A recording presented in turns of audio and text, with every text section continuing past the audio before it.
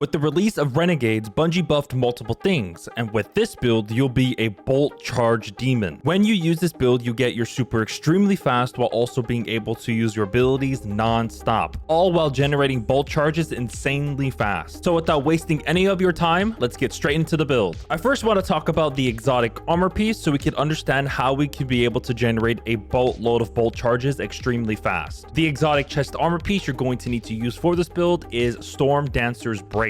Here's what they changed. When you are amplified and you use any of your abilities that deal damage to enemies, it will grant you bolt charges. So by default, let's just say, for example, you're going to toss your grenade and that grenade were to hit that target, you're going to get a single bolt charge, but we are going to be using a fragment that will give us 2 bolt charges every time we were to use an ability to deal damage. Also too, the super that we are going to be using for this build is Storm Trance. So Storm Trance hits and final blows will increase the damage it deals. Also too, it will refund super energy when it ends. All right, for the abilities, what's really cool about this build is that for your class ability, you can choose between either using your healing rift or your empowering rift. If you feel most comfortable getting a boatload of kills and surviving much longer without needing to heal yourself, go for an empowering rift. Or if you feel like you're squishy in end game content and you're dying a lot, then go for healing rift. But in my personal opinion, I recommend going for healing rift. For your arc melee, you can choose any of the melees you like, but for me, I went with chain lightning because remember, we're going to need to hit multiple enemies to grant us bolt charges while we are amplified. So with chain lightning, when you use this on an enemy, it would hit multiple enemies and it will jolt them. And while you are amplified, it will create an additional set of chains. So again, the more enemies we hit, the more bolt charges we're going to be receiving. For your arc grenade, there are 2 grenades that I highly recommend. The first one is Pulse Grenade and the second one is Storm Grenade. But in my personal opinion, I went with Pulse Grenade. Now onto the aspects. The first 2 aspects you're going to want to put is Ionic Sentry and Arc Soul. But for the first one I want to mention, Ionic Sentry, this is the main aspect you're going to want to use for this build because of what it does. When you defeat targets with either your kinetic or your arc weapons or either your arc abilities, it will charge up an arc turret that will periodically chain lightning between nearby targets, granting a stack of bolt charge with each hit. So by its default for Ionic Sentry, you're going to be granted bolt charges whenever you were to hit enemies with it. And in order for you to summon an Ionic Sentry, you're going to want to get at least 6 kills with either your kinetic, your arc weapons, or your arc abilities. It would override your grenade into the Ionic Sentry. Once you deploy it, it will blind the nearby targets on initial impact. I do want to let you guys know that Bungie changed this aspect in a good way. There's going to be a time where you accidentally threw your Ionic Sentry underneath you and it would accidentally blind you. So now you won't blind yourself with this aspect. And lastly, the Ionic Sentry damage is scaled by the enhanced benefit of the grenade stat. So for this aspect in particular, you don't really need to go up to 200, but we are going to be using another aspect that would help us even further when it comes to getting our grenade stat up to 200. The other aspect is Arc Soul. If you want to spawn in this arc buddy, you would have to cast your rift. It could be any rift. Once you are inside of the rift, it would spawn in the Arc Soul that would shoot allies in front of you. And if your teammates were to go inside of your rift, they will also be provided with an Arc Soul. And also too, your rift will charge faster when allies are near. While you are amplified, your Arc Souls are supercharged and gain increased fire rate. This also ties to your grenade stats. So if you were, for example, to reach 200 within your grenade stat, you're going to be dealing 65% more damage with your Arc Soul and with your Ionic Sentry, but mainly our Arc Soul. And you guys are probably wondering, like, how can we be able to get amplified? There isn't any fragments, abilities, or aspects that will grant us amplified. Well, here's what you need to do. All you would have to do is get rapid kills with your arc weapons or with your abilities to make you amplified. But if you really